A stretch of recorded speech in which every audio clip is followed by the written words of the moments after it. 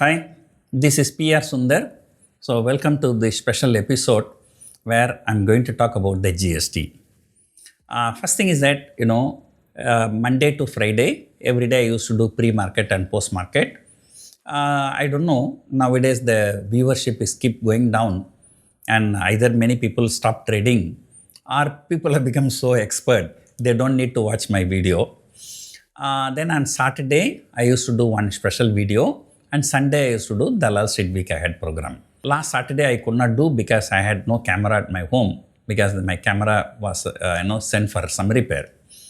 Okay, now what I plan to do, as and when I get some ideas, so maybe on a day-to-day basis also, I'll come out with some video. So today is first such video, so GST Reforms. Number one, on Friday morning during Independence Day speech, the Prime Minister has actually announced there will be some GST reduction in Deepavali time. So the first thing is that, earlier, as and when people ask the government to reduce the GST, they used to say it is not in the hands of the government, it's only the GST Council decides everything. GST Council, where the central government finance minister plus all the state government finance ministers, they are members. That's a GST Council. They only decide everything. All right. No, the central government does not decide. But what happened on last Friday, it was announced by the Prime Minister. Right? So it was not announced by GST Council. So opposition parties, they ask question, okay, where is the real power? Is the power with GST Council or with the Prime Minister office? Okay, forget about it. So that is politics. Whoever has the power, if they reduce the GST, we are happy. Right? Later, some news report came that right now GST, we have 5%, 12%, 18%, 28%, 28% plus some cess. What the report says, this 5, 12, 18 and 28 will be reclassified into only 5 and 18. Which means that logically speaking, most of the 28% will come to 18% and most of the 12% will go to 5%. So that's really something very good.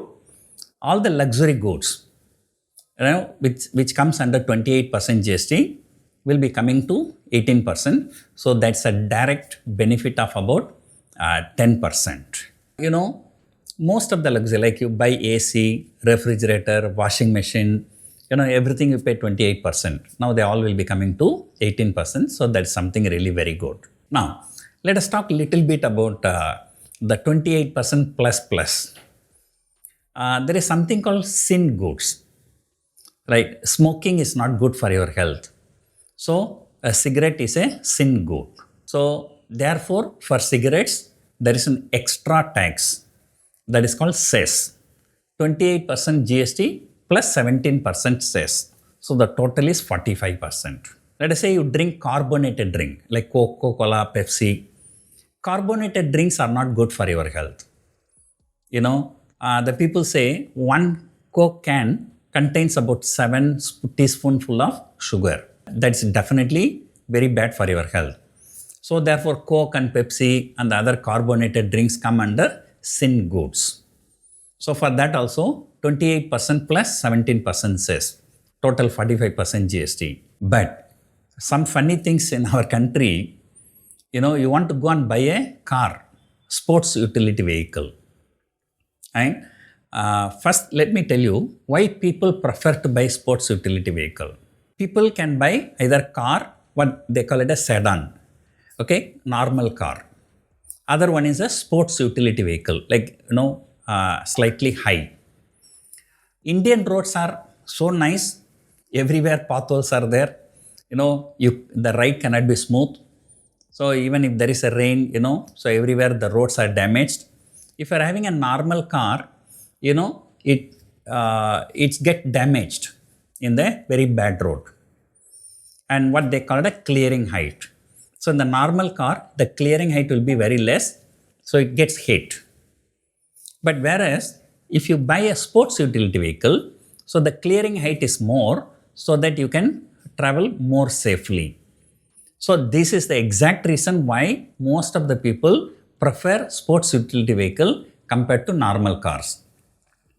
But what the government says, sports utility vehicle is also a sin goods.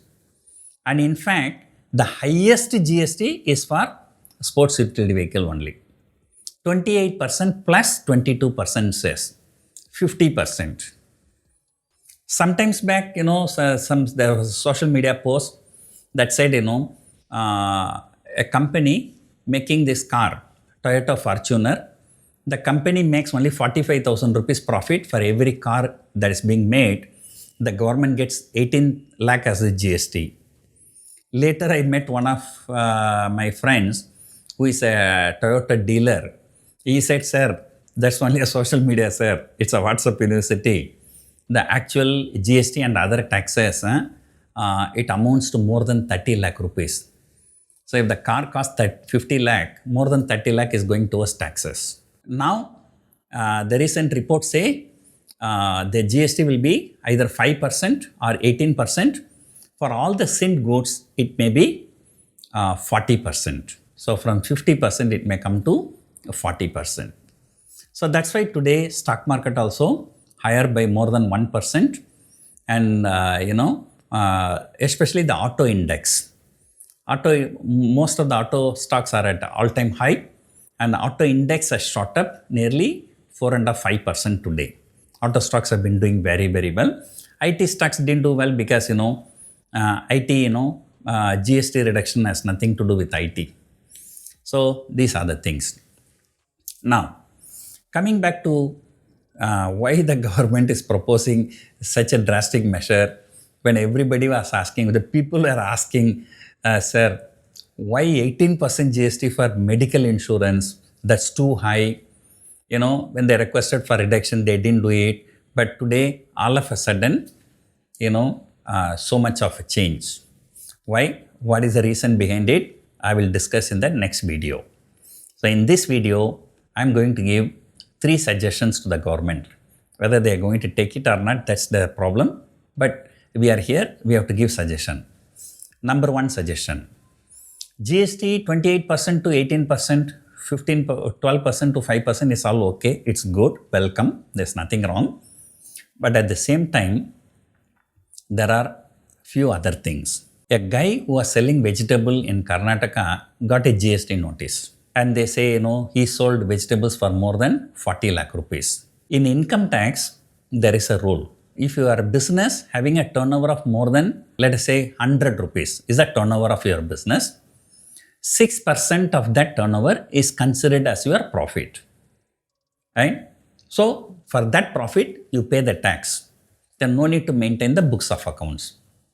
So, the standard practice, the standard assumption in India is that whatever is your turnover, 6% of that turnover is your profit.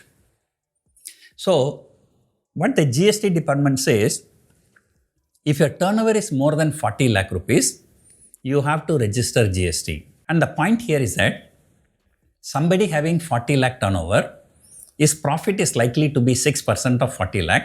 That's about 2,40,000 per annum. That's about 20,000 rupees per month. You just tell me what a person can achieve in his life with a 20,000 rupees per month income in Mumbai or Delhi or Calcutta or Chennai or Bangalore or Hyderabad. 20,000 is nothing. And that guy is being asked to collect GST and pay to the government. And the people who are supporting the government, they always say, no, who is asking you to pay? You have to collect the GST from other people and then you have to pay. Like this is something like, I'll tell you, right? Today you come to me for some service, I collect GST from you and pay to the government. Tomorrow I come to you for some service, you collect GST from me and pay to the government.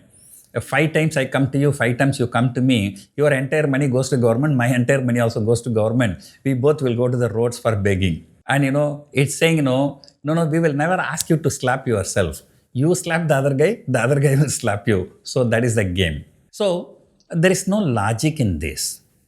So such a small threshold, 40 lakh rupees. For service industry, it's even worse, 20 lakh rupees. If your turnover is more than 20 lakh in a service industry, you are liable to pay for GST. Comparatively, if you take Singapore, up to 6.5 crore, there is no GST, right? Where is 6.5 crore? Where is 40 lakhs, right?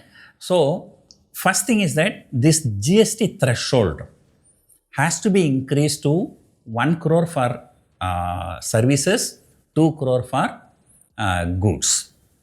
So then only it is justified. Somebody is making 2 crore turnover, is making about 12 lakh rupees profit, assuming 6% is the profit. 12 lakh rupees means 1 lakh rupees per month. Yeah. So that's a decent profit. You can ask him to pay for GST. But somebody making 20,000 every month, GST collection, that's very unfair. So my first suggestion is that the GST threshold has to be increased to 1 crore for service and 2 crore for goods, a bare minimum. Second one. Now just see, normally if you are a businessman, I am a businessman. So what do I want in my life?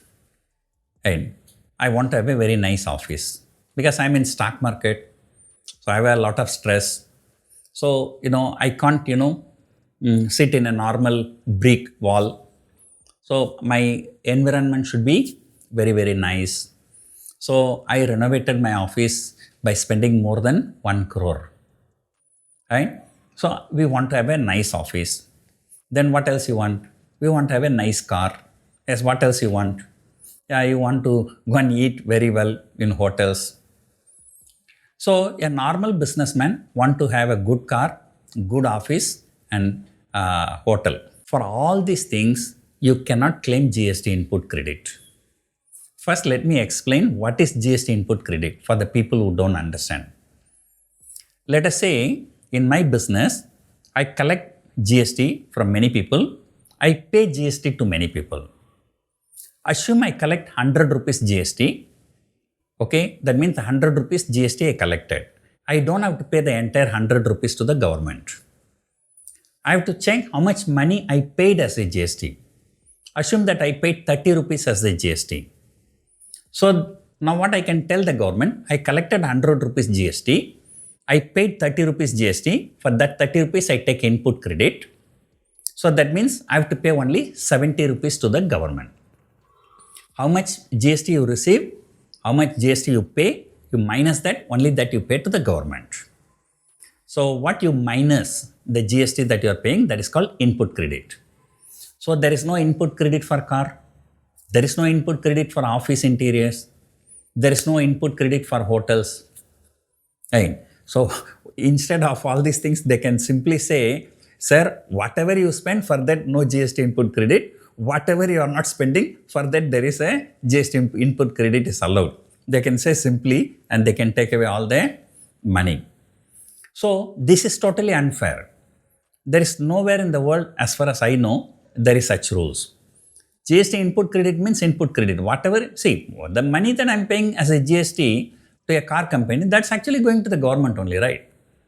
Then why should they say there is no GST input credit? So, my suggestions, number one, GST threshold has to be increased. Number two, GST input credit must be given for all the products and services. Okay. Number three, last time in the budget, up to 7 lakh rupees, there was no tax. Then in the last budget, they changed that to 12 lakh rupees. They said that those who are earning up to 12 lakh rupees, no need to pay tax. Yes, it's a welcome move. But again, what some people said, who will be the beneficiary? Somebody who is making more than 7 lakh rupees per annum, less than 12 lakh rupees per annum. Only those people will get benefited. Others are not going to be benefited. So instead of doing this, if the government has reduced the petrol price and diesel price by 5 rupees or 10 rupees per liter, then that would have benefited everybody across the board. All the poor people, lower middle class, everybody would have benefited because everybody travel by car or two-wheeler or moped or scooter or bus, right? Even a small business people, small vegetable vendor, go to the wholesale market, buy the vegetables, and put them into what they sell the kutti hane in Tamil, that Tata Ace, and they go to many places for selling. So they use the diesel.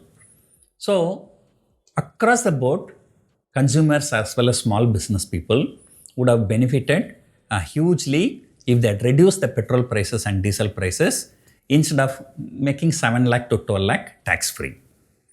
So same logic here. 28% GST, now it will be changing to 18%.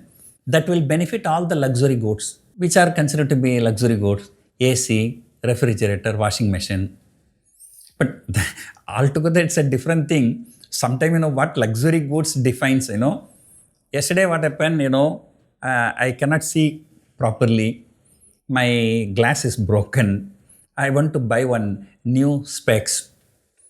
And I checked the prices. So it stated that 28% GST.